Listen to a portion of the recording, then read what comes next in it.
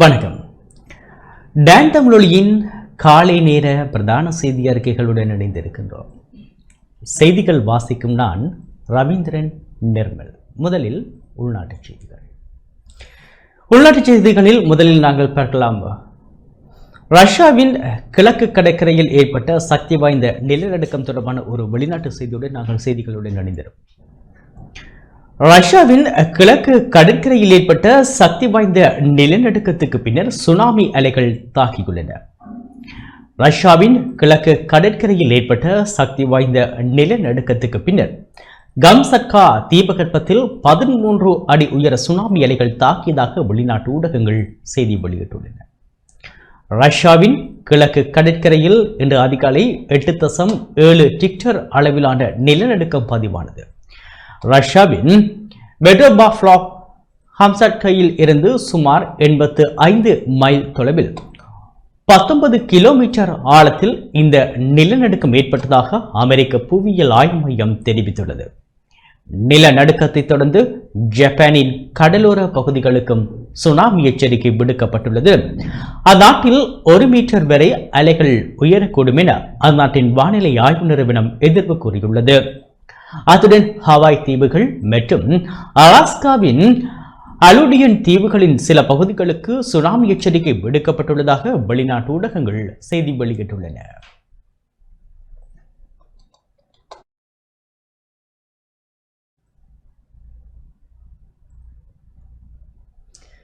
ஜப்பானின் நெம்ரோ மற்றும் ஹகடாவின் 3 பகுதிகளில் சுனாமி அலைகள் தாக்கியுள்ளன. ரஷ்யாவின் கம்சட்கா தீபகற்பத்துக்கு அருகே ஏற்பட்ட சக்தி வாய்ந்த கடலோர நிலநடுக்கத்தை தொடர்ந்து ஜப்பானின் நெம்ரோ மற்றும் ஹக்கடோவின் 3 பகுதிகளில் சுனாமி அலைகள் தாக்கியுள்ளன. அந்நாட்டு நேரப்படி காலை 10:30 மணியளவில் 30 சென்டிமீட்டர் உயர அளவில் சுனாமி ஏற்பட்டதாக ஜப்பான் வானிலை ஆய்வு நிறுவனம் தெரிவித்துள்ளது. பசிபிக் பகுதியில் உள்ள ஹக்கடோவின் கரையோரங்களுக்கு சுனாமி எச்சரிக்கை விடுக்கப்பட்டுள்ளது. இதனை அடுத்து ரஷ்யா மற்றும் ஜப்பானின் சில பகுதிகளுக்கு சுனாமி எச்சரிக்கைகள் விடுக்கப்பட்டுள்ளன. இந்த நிலநடுக்கம் 19 கிலோமீட்டர் ஆழத்தில் ஏற்பட்டதாக தெரிவிக்கப்பட்டுள்ளது. சுனாமி எச்சரிக்கையை அடுத்து குடியிருப்பாளர்கள் கடற்கரையோரங்களில் இருந்து விலகி இருக்குமாறு வலியுறுத்தப்பட்டுள்ளனர். இந்த நிலநடுக்கம் காரணமாக ஜப்பானின் பசிபிக் கடற்கரைக்கும் கலிபோர்னியா, ஹவாய் மற்றும் அமெரிக்காவின் அலாஸ்கா பகுதிகளுக்கும் சுனாமி எச்சரிக்கை விடுக்கப்பட்டுள்ளது. ஜப்பானிய நேரப்படி முற்பகல் 10 மணி முதல் 11 மணி வரை 1 மீட்டர் உயர அலைகள் நாட்டை அடையும் என எதிர்பார்க்கப்படுகின்றது என அந்நாட்டு வானிலை ஆய்வு மையம் எச்சரித்துள்ளது. எனவே கடற்கரையிலிருந்து மக்கள் விலகி இருக்குமாறு ஜப்பானிய வானிலை ஆய்வு மையம் எச்சரித்துள்ளது.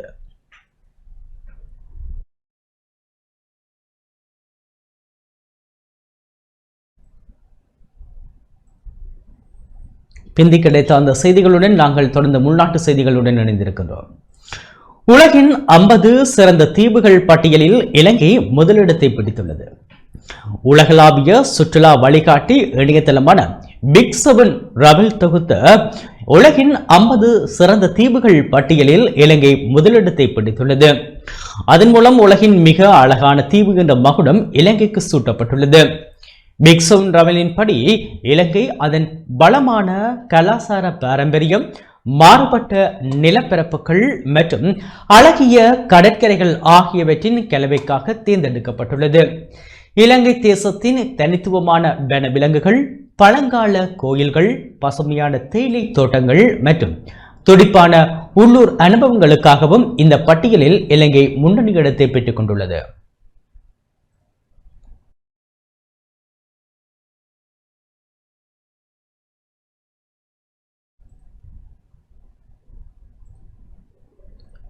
வவுனியா குடியிருப்பு பகுதியில் பெண்ணின் சடலம் மீட்கப்பட்டுள்ளது.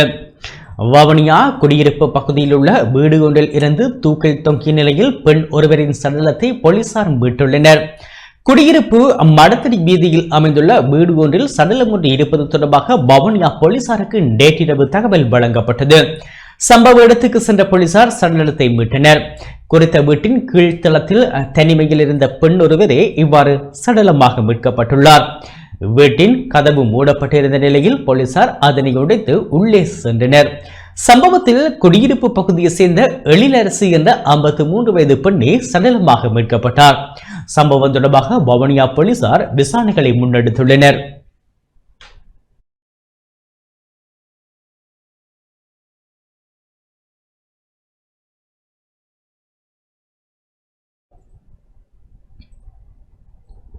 பிரச்சனைகளுக்கு உரிய தீர்வு வழங்கப்படும் என அமைச்சர் சரோஜா சாவித்திரி போல்ராஜ் தெரிவித்துள்ளார்.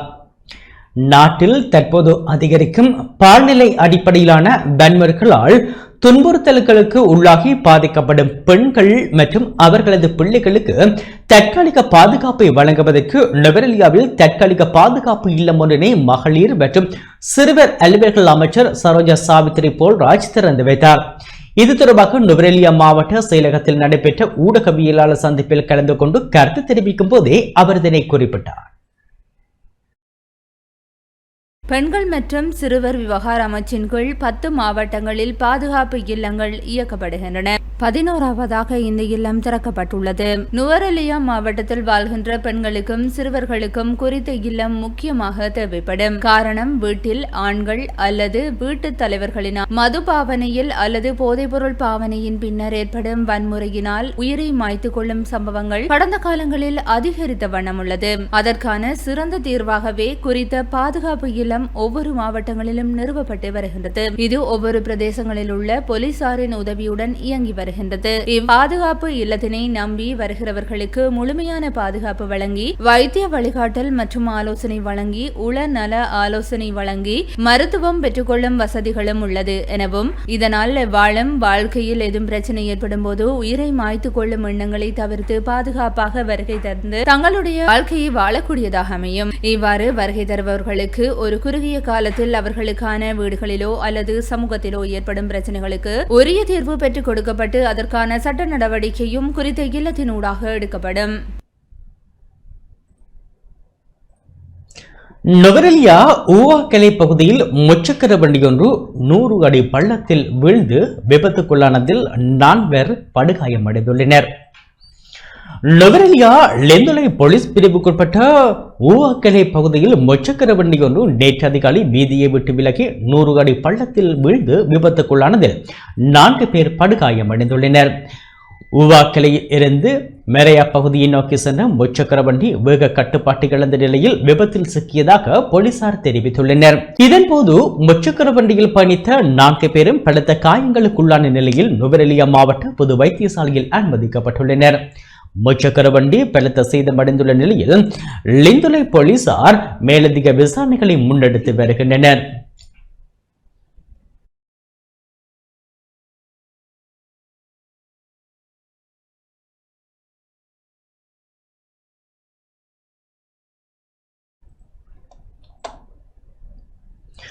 முல்லைத்தீவு நகர கடற்கரையை சுத்தம் செய்யும் நடவடிக்கை நேற்று காலை முன்னெடுக்கப்பட்டது.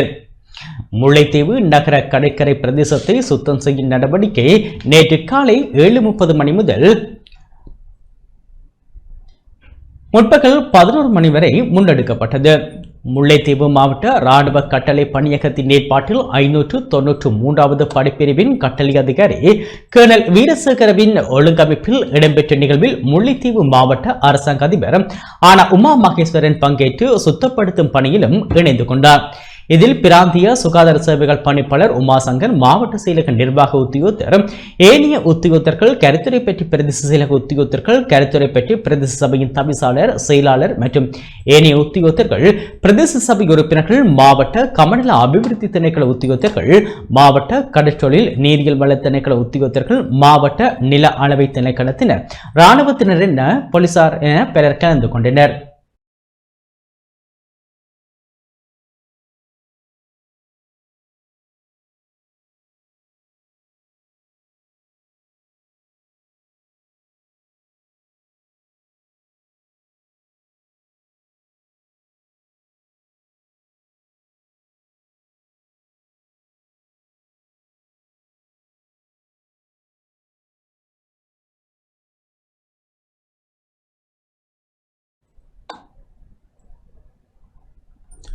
மாலத்தீவின் அரச பிரதானிகள் ஜனாதிபதி அன்ருகுமார் திசாநாயக்கவை சந்தித்து கலந்துரையாடியுள்ளனர். மாலதீவின் பிரதி சபாநாயகர் மற்றும் அரசாங்கத்தின் 5 அமைச்சரவை அமைச்சர்கள் நேற்று ஜனாதிபதி அனுகுமார திசாநாயக்கவை சந்தித்து கலந்துரையாடியுள்ளனர். கும்பா மால்டீவ்ஸ் விடுதியில் மாலத்தீவு பிரதி சபாநாயகர் அகமது நாசீம், வெளியுறவு அமைச்சர் அப்துல்லா ஹலீல், பொருளாதார அபிவிருத்தி மற்றும் வர்த்தக அமைச்சர் முகமது சயீத், பாதுகாப்பு அமைச்சர் ஹசன் மவுனூன், நிதி மற்றும் திட்டமிடல் அமைச்சர் மோசா ஜமீர், உள்நாட்டு பாதுகாப்பு மற்றும் தொழில்நுட்ப அமைச்சர் அலி எஹுசான் ஆகியோர் ஜனாதிபதி அனுகுமார் திசாநாயக்கவை சந்தித்து கலந்துரையாடியுள்ளனர். இந்த குழுவினர் மாலத்தீவுக்கு அரச விஜயம் மேற்கொண்ட ஜனாதிபதிக்கு நன்றி தெரிவித்தனர். இந்த சந்திப்புகளில் வெளிநாட்டு அலுவலர்கள், வெளிநாட்டு வேலைவாய்ப்பு மற்றும் சுற்றுலாத்துறை அமைச்சர் விஜித கேரத்தில் உள்ள அரசாங்கத்தின் சிரேஷ்ட அதிகாரிகள் குழுவினர் பங்கேற்றனர்.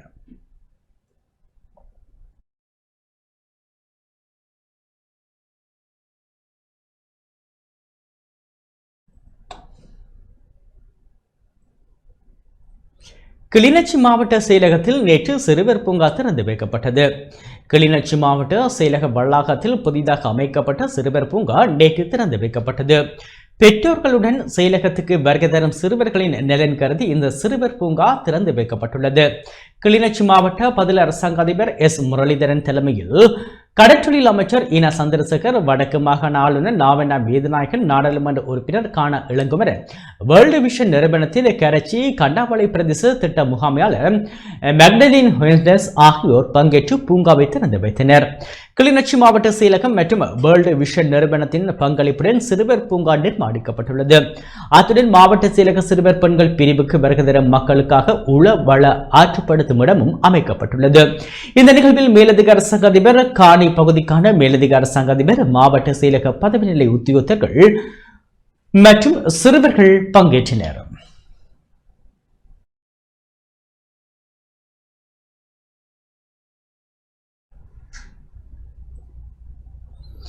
யாழ்ப்பாணம் செம்மணி மனித புதைகுழியில் நேற்று 7 எலும்புக்கூட்டு தொகுதிகள் அடையாளம் காணப்பட்டுள்ளன. யாழ்ப்பாணம் செம்மணி மனித புதைகுழியில் நேற்று 7 எலும்புக்கூட்டு தொகுதிகள் அடையாளம் காணப்பட்டுள்ள நிலையில் ஏற்கனவே அடையாளம் காணப்பட்ட மனித எலும்புக்கூட்டு தொகுதிகளில் 3 எலும்புக்கூடுகள் முற்றாக அகழ்ந்தெடுக்கப்பட்டுள்ளன. கடந்த 9 நாட்களாக முன்னெடுக்கப்பட்ட அகழ்வு பணிகளில் 34 எலும்புக்கூட்டு தொகுதிகள் முற்றாக அகழ்ந்தெடுக்கப்பட்டுள்ளன. செம்மணி பகுதியில் தடயவியல் அகழ்வாய்வு தளம் இலக்கம் 1 மற்றும் தடயவியல் அகழ்வாய்வு தளம் இலக்கம் 2 என நீதிமன்றினால் அடையாளப்படுத்தப்பட்ட மனித புதைக்குழிகளில் அகழ்வு பணிகள் முன்னெடுக்கப்படுகின்றன. 2ஆம் கட்ட பணிகளுக்காக 45 நாட்கள் நீதிமன்றத்தினால் அனுமதிக்கப்பட்டுள்ள நிலையில் நேற்று 24வது நாளாக பணிகள் முன்னெடுக்கப்பட்டன. 2ஆம் கட்டத்தின் 2ஆம் பகுதி நேற்று 9வது நாளாக அகழ்வு செய்யப்பட்ட நிலையில் 34 எலும்புக்கூட்டு தொகுதிகள் முற்றாக அகழ்ந்தெடுக்கப்பட்டுள்ளன. செம்மணி புதைகுழியில் அகழ்வு பணிகள் இதுவரையில் கட்டம் கட்டமாக 33 நாட்கள் முன்னெடுக்கப்பட்டுள்ளன.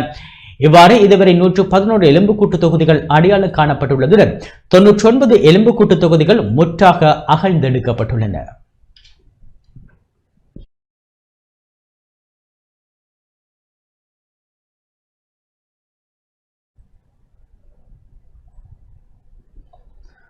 மட்டக்களப்பு முனைக்காடு ராமகிருஷ்ணா விளையாட்டுக் கழகத்தின் உறவுகள் ஞாபகார்த்த உதைபந்தாட்ட சுற்றுப் போட்டி சிறப்பாக நடைபெறவுள்ளது. மட்டக்களப்பு முனைக்காடு ராமகிருஷ்ணா விளையாட்டுக் கழகத்தின் உறவுகள் ஞாபகார்த்த உதைபந்தாட்ட சுற்றுப் போட்டி ஆகஸ்ட் மாதம் 1ஆம் தேதி ஆரம்பமாக உள்ளது. போட்டி தொடர்பாக கழக உறுப்பினர்களின் ஊடக சந்திப்பு நேற்று நடைபெற்றது. முனைக்காடு ராமகிருஷ்ணா விளையாட்டுக் கழக மைதானத்தில் எதிர்வருகின்ற 1, 2 மற்றும் 3ஆம் தேதிகளில் மட்டக்களப்பு மாவட்டத்திலே பிரதிநிதிப்படுத்துகின்ற அனைத்து கழகங்களையும் ஒன்றிணைத்து இந்த போட்டியானது எங்களுடைய ராமகிருஷ்ணா விளையாட்டுக் கழக மைதானத்தில் இடம்பெற இருக்கின்றது.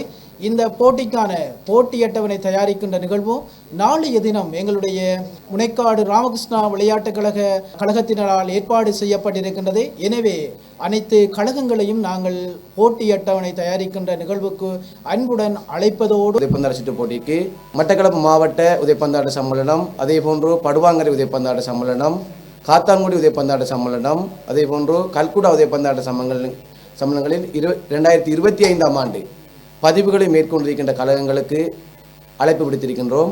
1ஆம் இடத்தினை பெறுகின்ற அணிக்கு 50,000 ரூபாய் பணப்பரிசும் வெற்றி கிண்ணமும் சவால் கிண்ணமும் வழங்கப்பட இருக்கின்றது. அதேபோல் அந்த போட்டியிலே 2ஆம் இடத்தை பெறுகின்ற அணிக்கு 40,000 ரூபாய் பணப்பரிசும் வெற்றி கிண்ணமும், 3ஆம் இடத்திலே பெறுகின்ற அணிக்கு 20,000 ரூபாய் பணப்பரிசும் வெற்றி கிண்ணமும், அதே போன்று 4ஆம் இடத்தை பெறுகின்ற அணிக்கு 10,000 ரூபாய் பணப்பரிசும் வெற்றி கிண்ணமும் வழங்கப்படுவதோடு தொடராட்ட நாயகன், சிறந்த பின்கள வீரர், சிறந்த மத்திய கள வீரர், சிறந்த கோல் காப்பாளருக்கான வெற்றி கிண்ணங்களும், சிறந்த நன்னடத்தை அணிக்கான வெற்றி கிண்ணமும் வழங்கப்பட இருக்கின்றது.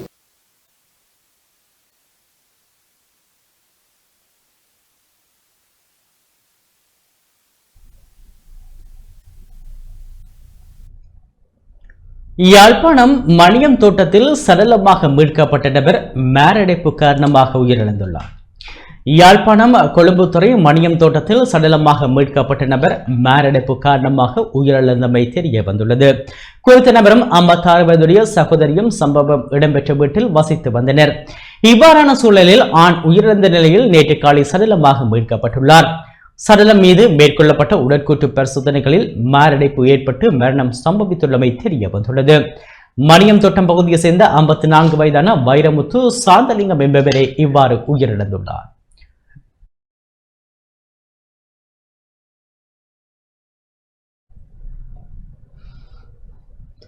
இத்துடன் நமது இந்த செய்தி அறிக்கை நிறைவு பெற்றது.